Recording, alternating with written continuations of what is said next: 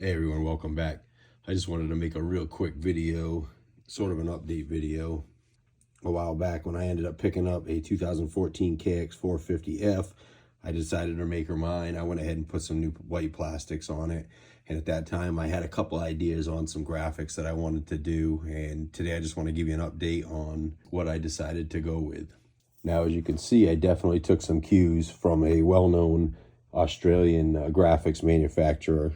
I'm extremely pleased how it came out. It's exactly what I wanted.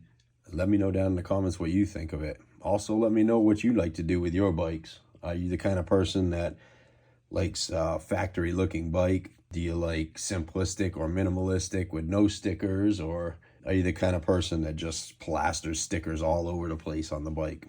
In other words, do you like those crazy, wild, fill every square inch of the bike with some kind of graphic kind of deal?